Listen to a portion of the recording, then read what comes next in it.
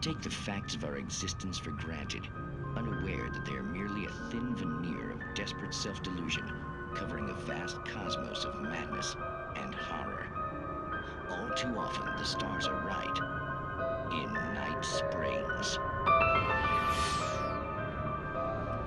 Tonight's episode, a family occasion.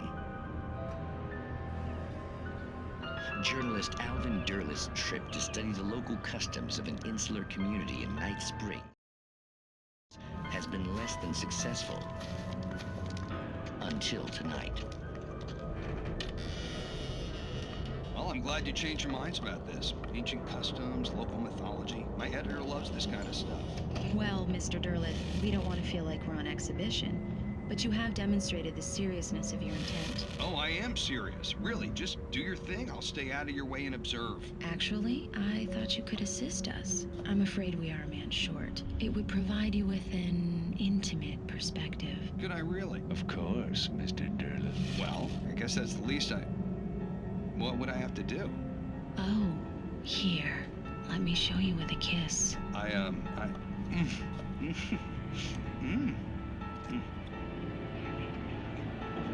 What did you have?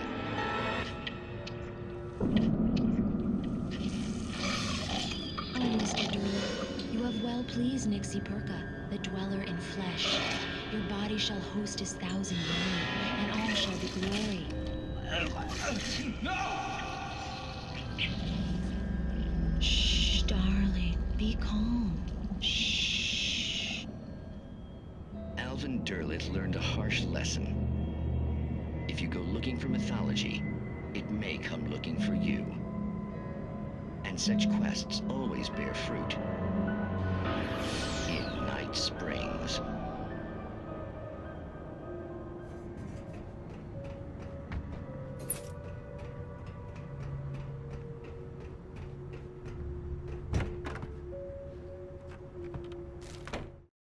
The darkness surged towards me, sucking everything loose from the ground into its depths, tugging at my clothes.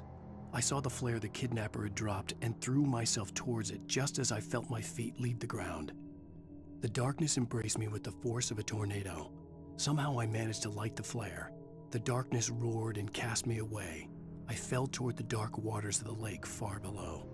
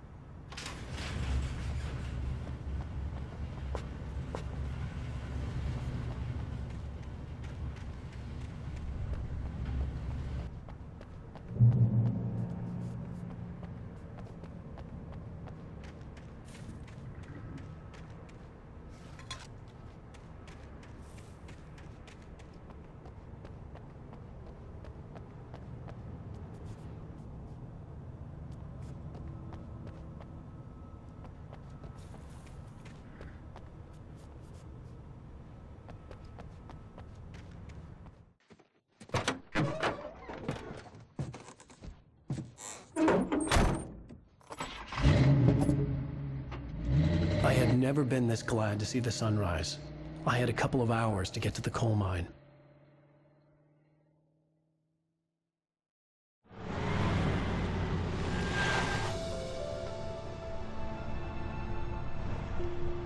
The coal mine wasn't far now.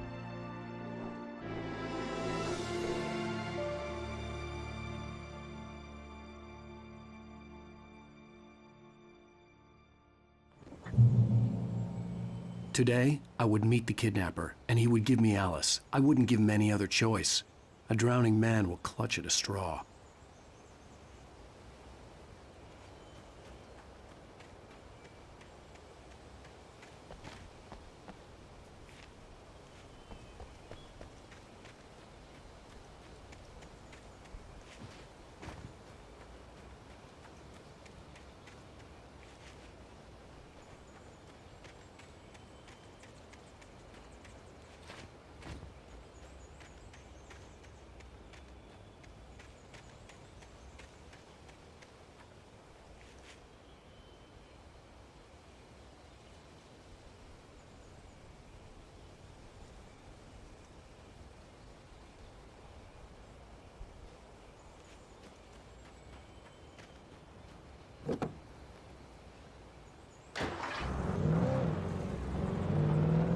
Little by little, without realizing it, I'd come to believe that the story in the manuscript was coming true.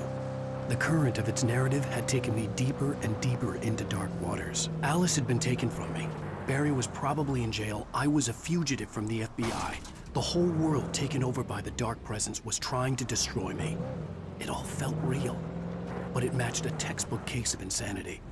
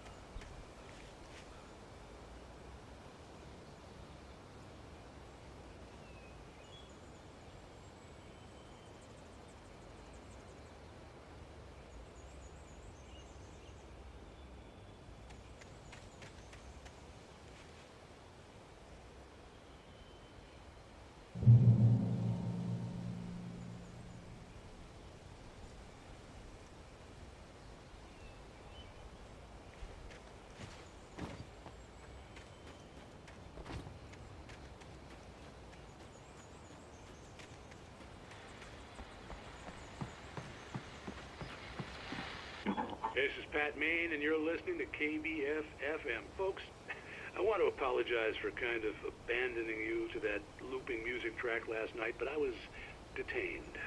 You see, I encountered a big-shot G-man with an itchy trigger finger who could use a lesson in manners and a boot in the ass, not necessarily in that order either.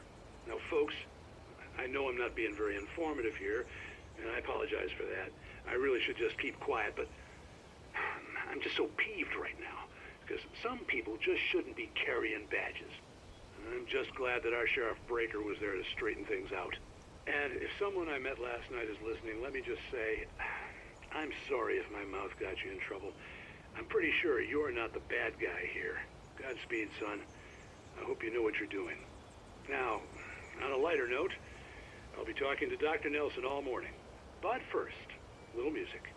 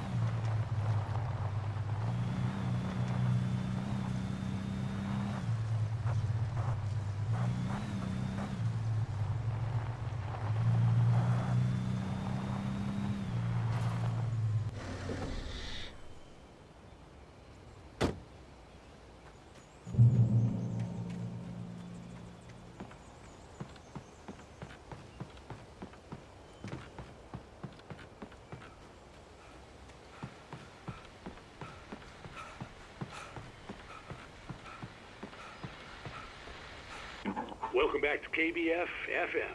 Hope you enjoyed that tune. Now, Doc, you were talking about life and finding that special someone, that soulmate. Well, you were talking about that. I was saying I don't buy it.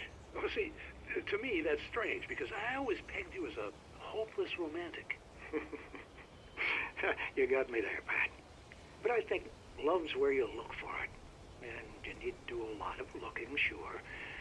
But the idea that there's that one special person out there for you, and if you miss that chance, it's gone forever and you're forever incomplete. I mean, isn't that depressing?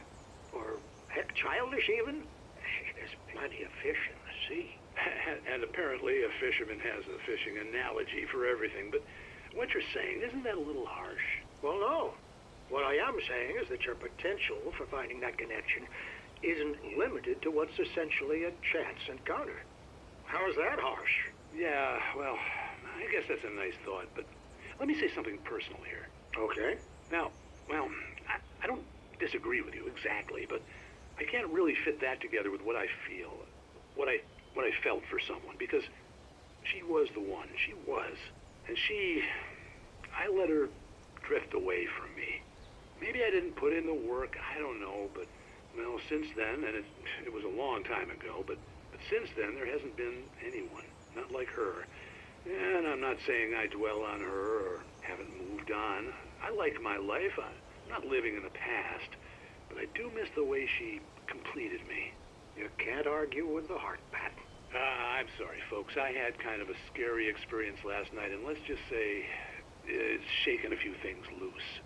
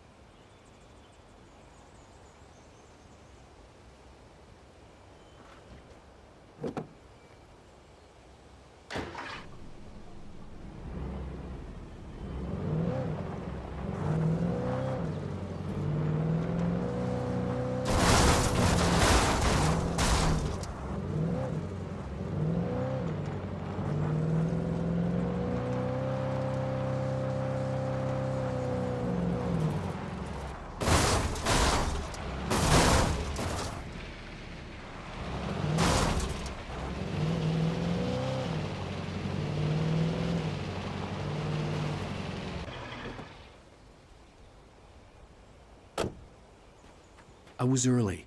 I was supposed to meet the kidnapper at noon in the main building. The coal mine was quiet. It was a museum now.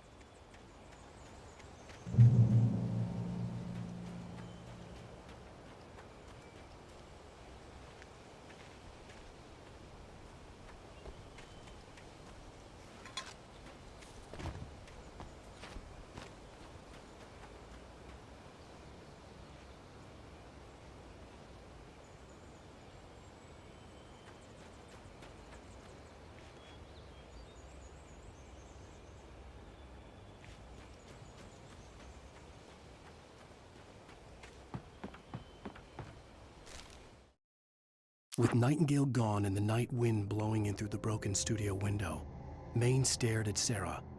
The sheriff looked away. Maine's voice shook with barely controlled anger. That boy's doing more drinking than thinking. I hope you know what you're doing, Sarah. He's got a sickness in his eyes.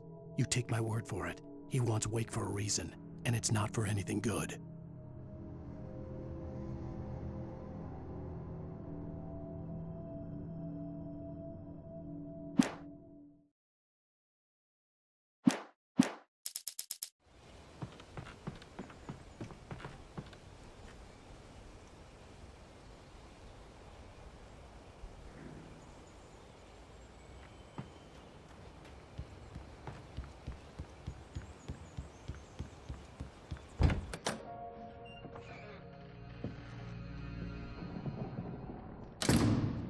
I didn't want to go outside. Cops had to be looking for me. The noon sun turned the place into a sauna. The day dragged on. Different scenarios ran through my mind. Ways of how I'd torture the kidnapper to get Alice back. Or the different horrible things he could have done to her. I imagined her dead. I had no way of knowing she was still alive. It was killing me. I was running on blind hope. It was all a waste of time. The bastard never showed up.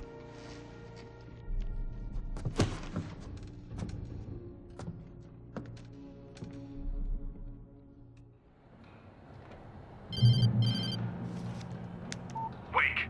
Where the hell are you? Change of plans. You know where Mirror Peak is? It's a big mountain north of where you are. You follow the path from the mine, you can't miss it. There's a lookout point there. I'll be waiting. I'm through being jerked around You by want you. to see your wife alive? Because if you do, you better watch what you say to me. Do we understand each other? I want to talk to Alice. Yeah, and I want the manuscript. Don't keep me waiting, Wake. Hello? Hello? Ah! I'm gonna kill him!